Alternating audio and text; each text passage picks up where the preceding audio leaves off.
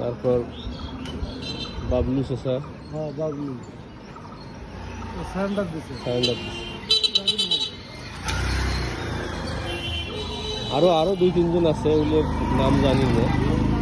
আরো 2-3 জন তো হাইকোর্ট, রাজু তো হাইকোর্ট থেকে জামিন নিয়ে আসছে।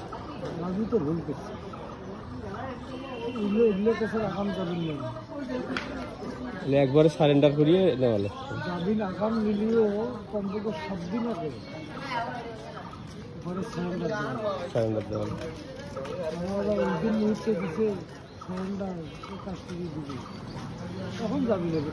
আর এই কেসটার উপর নজর দিছে তো, মানে এই কেসটা জামাতিরে সাজেয়া করছে তো। কিছু নেই, এটা তো ভুয়া কেস।